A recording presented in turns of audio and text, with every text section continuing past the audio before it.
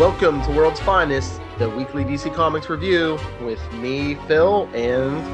Little Hellfire reporting for duty. And boy, does it feel like a damn job this week. I thought you were going to say it feels like duty, all right. Ooh, shots fired within the first 10 seconds. Ooh, strap in, people. It's going to be a bumpy ride. All right, well, you got more stuff than me, so do you want to start us off? Do you want to take some common ground and start with Flash number 42? Because it's my second pick of the week. You're doing two picks of the week again. Oh, yeah. Okay. Yeah, let's do that. So, we are talking Flash number 42. I wasn't so sure about this arc. It feels very Flash TV show-esque, which, you know, Jeff Johns is part of it, and he kind of incorporated a lot into it. But at the same time, because of what they're doing with the movies and the comic books, I'm like, give me my bubble! Leave it alone!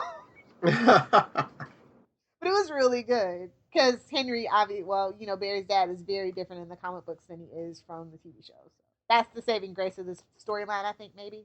Mm-hmm. Yeah, I got that whole TV vibe, you know, with the father, and then we have the Reverse Flash in here. Oh, yeah. But at least this was Professor Zoom, though. Yes. Yeah, finally in the new 50. Yeah. I want to give this cover the award this week, most misleading comic book cover of the week. They show him, circling around his dad, trying to get him not to fire the gun, but hell, he doesn't even meet up with his dad this week. He's just sitting there in a stupor like he couldn't have possibly done this, right? Hey, that's not bad. I can mention a certain Marvel book this week that had two characters on the cover and they didn't even appear in the issue. Anything to try to get them sales. That's right, Uncanny X-Men. I'm calling you out. Ooh, ouch. Did you notice the prices of a lot of the books went up for no reason and without warning? Like, I was looking at $4 books this week, and I'm like, I'm not getting all these damn books. Well, once again, not to bring up a sore subject, but do you think they're competing with Marvel, who, like, all their books are at least $3.99 now? Are they? Because I was reading Diamond. Like, I finally got around to Diamond, and, what about June? What was funny was that Marvel was in it was like 6 of the top 10 or whatever. Uh-huh. DC didn't even get into they got the 4th spot and like the 6th and 7th spot or something like that. And it was their most expensive books.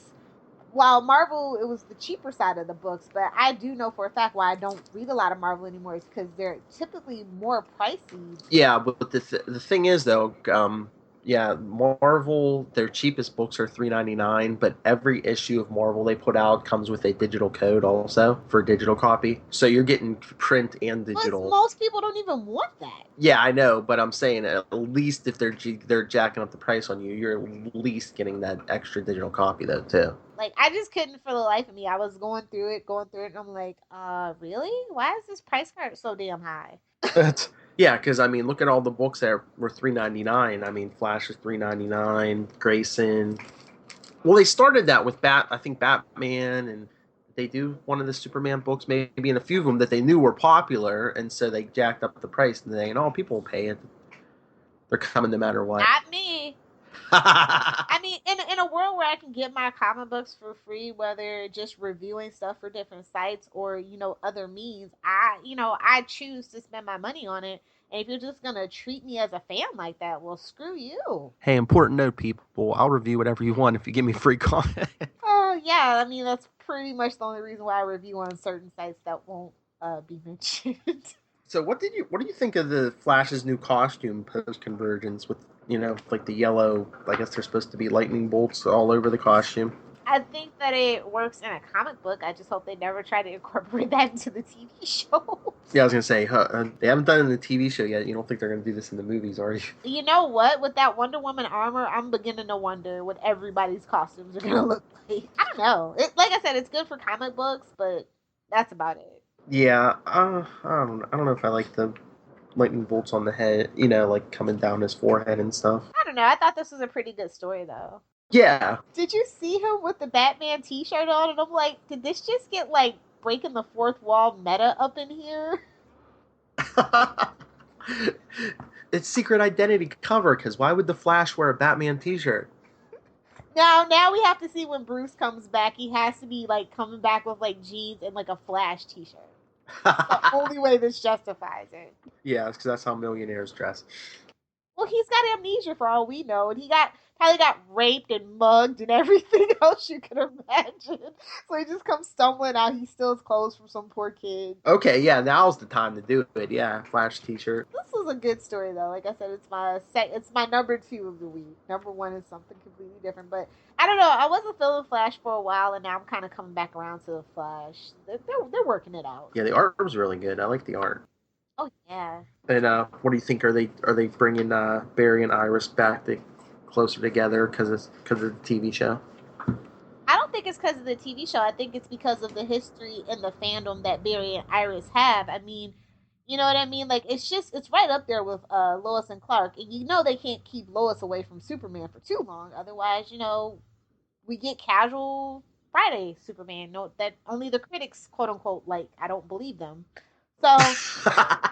And I think that Barry Iris love story is more integral to his like actual powers and anchoring him in this reality. Mm-hmm. And she's a good character and strong and independent. You know what I mean? Mm-hmm. They need that in their women characters. God knows they need it, especially if she's just a side character. But I did like Smart Barry. He finally outwitted somebody instead of punching him, and I'm just like, yes, Silver Age Flash in the house. They remembered. You mean Girder? Yeah. So what's your grade on this? This one's a 4. What about you? Yeah, I gotta go to a 4 too. Yeah, but it was slim pickings. Like I only got 6 titles. You only got 4. Mm-hmm. And like our variety is so varied. Like I can't believe you're like reading Deathstroke. I'm my fingers crossed. I'm hoping it's better. But I don't know if it was just slim pickings because I think this is a month with five Wednesdays. Yeah. What do you want to talk about next on your list, sir? Teen Titans number 10. We see the 2 different Titans teams fighting over Superboy, who everyone thinks is a murderer. But yeah, Manchester Black kind of set up this team with Wonder Girl and Kid Flash, who's all of a sudden back from this imprisonment in the future. But they have the new Power Girl, Clarion the Witch Boy, Guardian. And since Manchester Black set them up, guess what they're calling themselves? Oh no, what? The Elite. And when Manchester Black originally showed up, back in the day in Action Comics, his team was the Elite. So yeah. Then we get like a big Superboy Wonder Girl fight, and to get away from her, he basically takes her into the river and almost drowns her. Wow. Yeah, and then at the end of the issue, Red Robin and Raven go to confront Manchester. They go by themselves to confront Manchester Black, and then the Elite show up and surround them, and that's the end of the issue. What would you rate it? 2.5. Wow, Phil. I mean, if it wasn't for Red Robin, I'd probably drop it. 14 Titans. That's such a good team, and it sounds like a good storyline. What went wrong for you? I don't know. Ever since they rebooted it again, it's just like I told you, they don't really seem like a team. They just seem like buddies hanging out half the time. It's like they're hanging out, and it's like, oh, we gotta go fight this one, or okay, let's go save people. Oh, so you're saying this is like Codename Kids Next Door, basically? Kinda. Okay. Well, there was a new number 1 that came out. It was Cyborg number 1. Like I said, I never really liked the New 52 reboot where he's a founding member of the Justice League. Like, it just doesn't feel right with me. Doesn't sit right with me. But I do love the character. I love Victor Stone to pieces. And they started destroying the character by just slowly taking his humanity away. And they've finally given it back to him. And this is a really good start. This is my pick of the week. My number 1 pick of the week is Cyborg number 1. Yeah, the artwork is fabulous. The storyline's very tight. Lots of information up front. You can see where we're gonna go. He's fully fleshed out and formed, and it's like we're just ready to go and do these missions and just get it done. Yeah, I was thinking about picking this up, but I was like, oh, it's New 52 Cyborg. It's like it is, but it isn't. They're slowly taking all those pieces that they started to like add away though in this issue. So I mean, it's not Jeff Johns doing him in the Justice League, which I was just like, okay, Jeff Johns gets it. but they still are adding all this unnecessary stuff. But it's still really good, and there's a lot that you can flesh out with this character. And I definitely think he deserves his own solo comic, just not his own solo movie or TV show. Just saying. Unless they would put him on the Titan show. Baby, keep holding on to that dream for the both of us, okay? So you tell me it's not coming? I don't think it is. Like, right now, they should have been shooting, and for the life of me, I can't find any, like, filming reports for the show. It's like TNT swept it under the rug. Like, it was an April Fool's joke. I can't believe it got so out of hand. Fine, then let it die and give us our Nightwing solo show. Preaching to the choir, brother. But yeah, this one is a 5. The artwork was amazing. The cover is the best conceptual and also some symbolic cover of the week for me.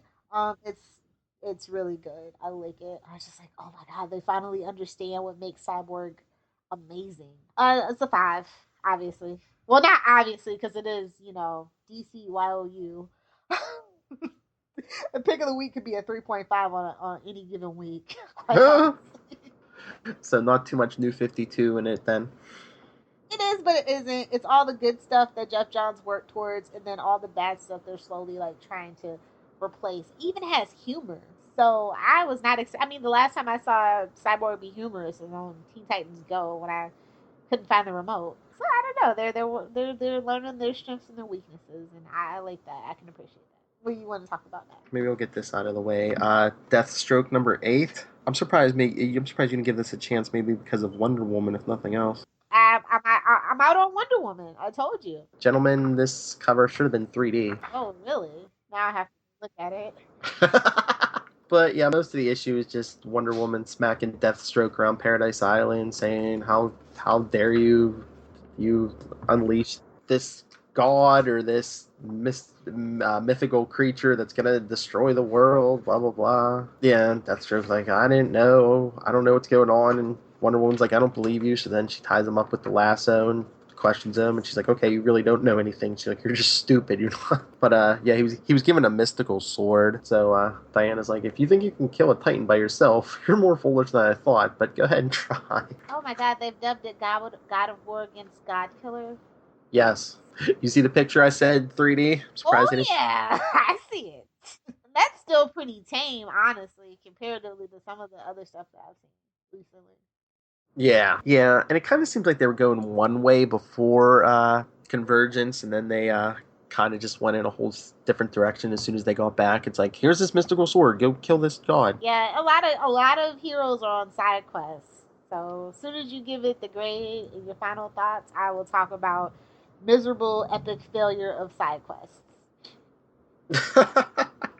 3.5. Okay, let's talk Aquaman number 42.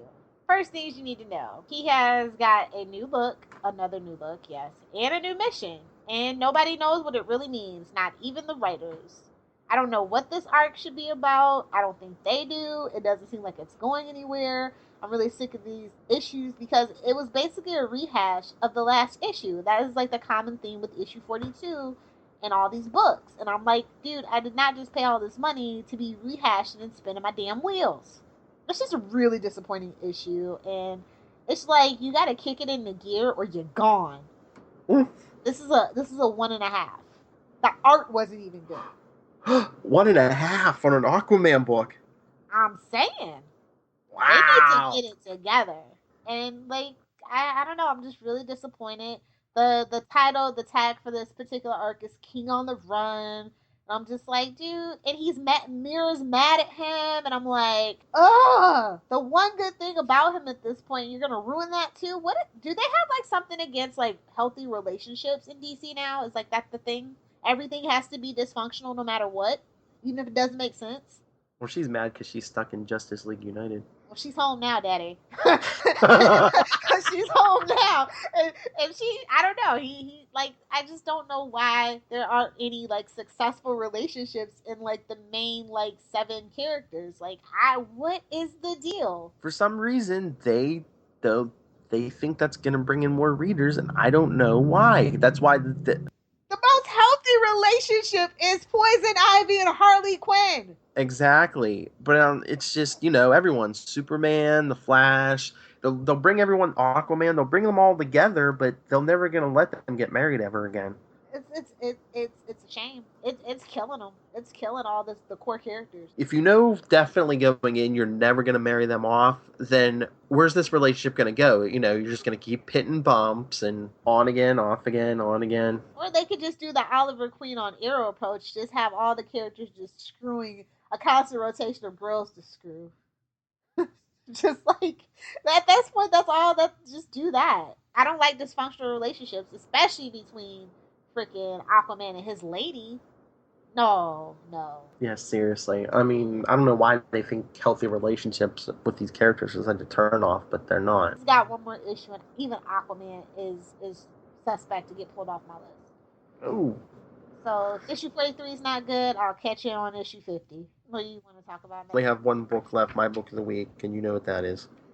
Yes, Grayson number 10. That I have, but I just didn't have a chance to read. It's been a busy day. Phil yelled at me already before the podcast, so no need to yell at me right now through your speakers and stuff. I think Grayson is maybe, probably, in my opinion, the best book DC's putting out right now. Yeah, I will agree with you. Like I said, I've been keeping up with it. It had my eye. I gave it the suspect. Oh, he's not gonna. Oh, we got a spy espionage thriller. Okay, well, it's great. It's Dick, so I'll go with it. And it's the first couple of issues were kind of rough for me.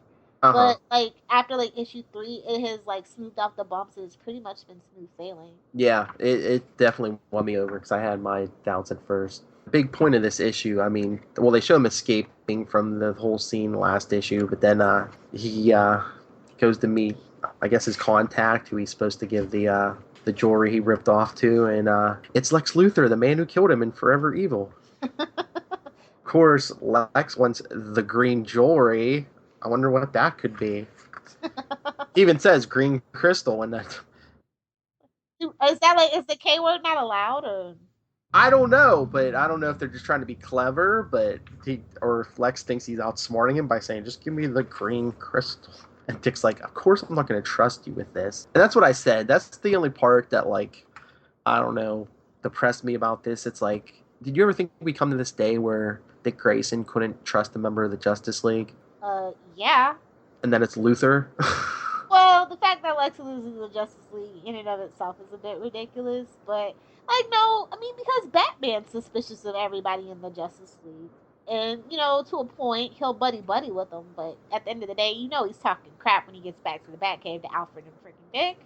It's like, yeah. Leave these guys, and here's their weaknesses if they ever get out of control and I'm incapacitated. Like, that's Batman, and that is bound to rub off on Dick, no matter how much he rises above what Bruce is about at times. But yeah, I don't know, like, that's an awkward situation. You killed me, and now you're trying to be a good guy. I should just kill you here and now, since Bruce is missing and he'll never know. Now that would have been interesting.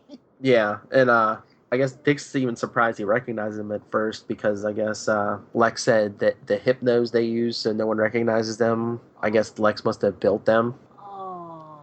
And he's even he's almost controlling Dick because he says he made modifications so he can completely control the body of the user and stuff. Wow, that's not creepy and evil at all. Yeah, no, I wonder why he doesn't trust him, but don't worry. Dick gets away. He throws a cup of hot coffee in Lex's face and jumps off a cliff. What is this, the OC? There's an almost full page spread. Yeah, Dick jumping off a cliff. Oh, that's funny. I can't wait to get around to reading it. But yeah, Lex even gives him a little talk. He's like, well, you better. He's like, your mentor's disappeared. He's like, you're out in the cold. He's like, so follow your orders. And oh no, here he does say kryptonite once. He's like, just follow orders and give me the kryptonite. I know that the K word was banned for a while, and I thought that the K word was going to be banned in the movies, but apparently not. I think that kryptonite is the problem. Like, they try to make the solution, but it really is the problem of the Superman universe to me personally. Well, they have to use it sparingly. Everybody who shows up can't have kryptonite every 2 seconds. Smallville. Well, they wrote themselves in the corner with that when, the whole first season, everybody who had powers got him from kryptonite except for Clark. Infuriating. And then in the comics, it was like that for a while, and I think that's probably why they put the ban on it. Mm-hmm. But so, yeah, this is definitely a 5 for you, or is it one of those weeks where the top pick's not a 5? No, I'll give it a 5. And the last page, they showed that Agent 1, and I guess he was getting strangled out by someone who looks like Dick Grayson. So Lex Luthor. Well, Dick was even saying, he's like, I don't know if there's an imposter running around, or he's like, after the whole scene with Lex, he's like, could someone even be controlling me through the hypnose? Another imposter storyline? Jesus. Well, he said it's either an imposter or somebody's controlling me. Oh, that's awful. Because it looks just like him dressed as, Oh, well, what's going to happen when he gets to Gotham if somebody's still... Well, that storyline probably won't... Well, probably next issue, because when he go back to Gotham, issue 12, I think, so probably next month, he'll probably find the imposter and then... choke him out. Yeah, beat him, and then he's going to be like, well, Bruce hasn't been picking up the phone, I better check what's going on. Something I'm very disappointed in you. I have Grayson in my queue. You probably you're not going to pick up Justice League 3000 at all. So good. You're missing out, man. Oh, yeah? Oh, yeah. They brought in Starro again and getting better and better. This is actually one of the issues that got number 2s that got really good really fast. Isn't it 3001 now? Yeah, 3001 number 2. And they bring him back Supergirl. You should pick it up and see. It's a good story. It's funny. They're calling Superman Clark. Huh. It's just so funny. And it's like, I don't know. I think that I read somewhere that a lot of people who weren't familiar with the source material of Justice League 3000 had a hard time following it. But I think even if you didn't read it, like, you could pretty much just go through it, and the characterizations really kind of from the previous title don't matter. You know what I mean? It's just fun. Just go with it. How many issues was the first series? I think it was under 20. I know it didn't do, like, it was like a critical success, not like a monetary success. I'm gonna have to pick that up. Yeah, they got a ton of collected editions over on eBay the last time that I looked. It was only 13 issues. Yeah, under 20, like I said. Thought I was right. Usually right about stuff. I wonder if they're doing them by seasons, Like, they put out, like, one a month, and then, then they start over and do 12 or 13, and then... Ugh. I hope not. That's an awful way to go about comic books. Yeah, because that's the rumor I heard. I heard a rumor that both companies were thinking about doing that, especially Marvel, that, Marvel can do that and kill itself. I don't care. DC better not do it. Yeah, people were going to reboot every year, like seasons. Oh, but the cool thing about it is, though, that even if you are a new reader, they have these new FAQ panels. Mm-hmm. They provide a little bit of information and connection. So, and then Maxwell Lord's in this one too, and I love Maxwell Lord. People smug bastard. So yeah, lots of great stuff to look forward to in Justice 3001, especially if you're a fan of the original one, Justice League 3000. Funny, heart, great characterization. This is definitely a 4 for me. It's not coming off the pull list anytime soon, I hope. And my last one is We Are Robin number 2. Phil, you need to be reading We Are Robin, just for the hell of it. I'm trying to save money, but I was tempted. I looked at the, I flipped through it real quick on the stand. I was like, because number 1 was there. I was like, number 1, number 2. It was like, Phil, do it. Okay, so, like, I absolutely love the way that this story pulls you in. The main story follows the induction of Duke Thomas into the Robins. So the reader gets pulled in through that. And then it's like this fight in between, like, it's like a half dozen Robins and a bunch of homeless guys fighting.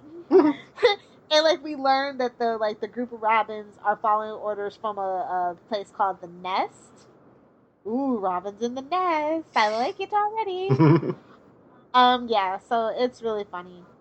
You get to learn a lot about everybody really quickly. It was a lot more informative than issue number 1. Great artwork, great tight story, lots of humor. You really get a sense of who these Robins are. We learn that there's a bigger sense of things. There's these bombs in Gotham, and they're still counting down. So, we see the mission, and we're rooting for the Robins, and everybody has this different personality that somebody out there can relate to. And I think this is diversity, DCYOU kind of done right at this particular moment. It doesn't feel forced. So yeah, this is a 4 for me as well. Oh, see?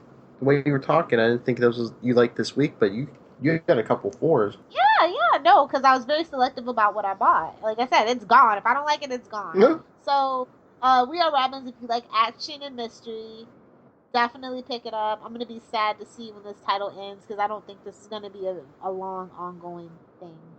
Although I would want it to be, but I just feel like it's not going to be. All right, quick question. Cyborg, Justice League 3001, and We Are Robin. If you had to pick one, which one would you pick? For you? Yeah, or anybody, but Oh, well, see, they're so, like, my picks are so varied. Like, I don't really like any Robin but Dick Grayson. So, but the way that they introduced the We Are Robin stuff, I was like, okay, this is interesting. And it's also crossing over with one of my favorite books, Gotham Academy. mm-hmm. So, it's like kind of mandatory reading, but it's good mandatory reading, so I don't mind it. It's a different take. It's definitely for younger readers, more people that like kind of the guerrilla warfare kind of thing, maybe. Whereas Cyborg, if you're like an old school Cyborg fan and you've been waiting and waiting for them to kind of erase the dreck that they've been doing to him, this is your chance to jump on. Really great story, really great artwork. We're dealing with a writer who really understands the heart and the emotion of Victor Stone. The man in the machine is what we care about, and they're showing us that. So yeah, I would say Cyborg number one. Cyborg and Green Lantern Lost Army. If you're not in Gotham Academy, if you're not reading those three titles out of the DC catalog, I don't even know what you're doing with your comic book life at this point. You know what someone told me? A coworker of mine, he just picks up a few books every week. You know, a lot of Marvel, some DC. He said he really likes Gotham by Midnight. I'm already reading Constantine now. Mm-hmm. If I didn't know that Constantine was getting rebooted, I probably would have been reading that because it's pretty much the same aesthetic. And it's kind of sort of like Damian, son of Batman as well. So, but like with a little bit more interesting twist, it's steampunky. Like, it just all depends on the aesthetics of what you like, I guess. And that's a reboot, right? What, Gotham by Midnight? Yeah. I'm not sure. I haven't read it. I feel like they had done that before already. They might have taken some of the elements, like some of the supernatural elements from Batman Eternal. I'm not sure. When I see the covers, I always do think of Batman Eternal, so you might be right. Yeah, like, that whole stuff with Jim Gordon and stuff like that. I've never really been that interested, because like I said, the only macabre stuff I really like is like Swamp Thing and Constantine. So yeah. I don't really have much room in my life for anything outside of that. But I hear good things about it when I'm like looking through reviews and stuff.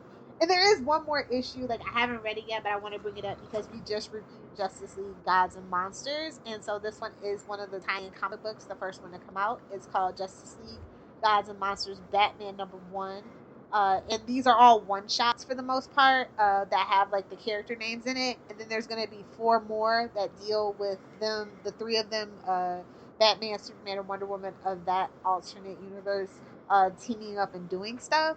So if you've seen the movie and you're interested, I definitely think that this fills in a lot of the blanks because his backstory was rushed because we only had 72 minutes. So yeah, I mean, if you're interested in that movie, you like that movie, you like that universe, it's out, pick it up. All right, is that it, ma'am?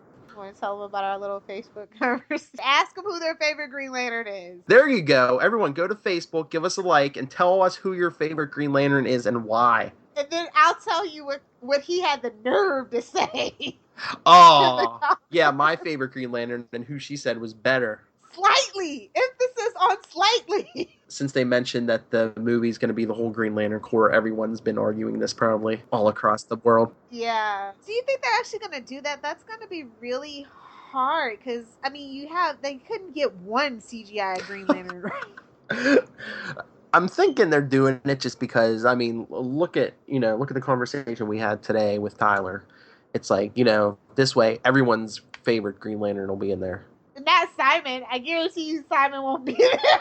Yeah, but that's the thing. I don't know if Simon was anyone's favorite just because he was around for 5 minutes, so they really didn't get around. It's like the third Ant-Man. Nobody talks about. Yeah. I thought they put him out for diversity, but, he was in like one or, a couple issues of Green Lantern, barely. Then they threw him in the Trinity War, and then didn't they throw him into that black hole that is Justice League United or something? All I know is this Sinestro can get his own title. Simon deserves something. I know. You would think he'd pop up and, he could have got dragged along in Last Army or. I can't wait to like. I can't wait. I want to know who says you. Yeah, I want to know who likes who. No judgments. I'm just curious to know to see if I'm right. A lot of mine is nostalgia. Oh, okay, that's fair enough. Like I said, that's like when I started reading regularly. All right. Where can everyone get a hold of you? You guys can find me on Twitter at Lilith Hellfire. You can find me on Tumblr. It's lilithhellfire.tumblr.com. Do beware that I am in full Bratz mode because the reboot just launched today, this Friday. So, yeah, you gotta wade through that stuff to get to the good comic book and movie stuff. Just a warning. You can also check out my blog without having to wade through all that Bratz stuff at littlepopculturevulture.blogspot.com. I focus on a lot of comic books and TV shows. What about you, Phil? Where can I get a hold of you? Well, they can email me, nightwingpdp@gmail.com, and on Twitter, I'm at nightwingpdp. And you can get a hold of us specifically about this podcast or anything DC, facebook.com/world's finest podcast. All right, so yeah, let's get out of here. All right, everyone. That's it for this week. We'll go vote for your favorite Green Lantern on Facebook and come back here next week.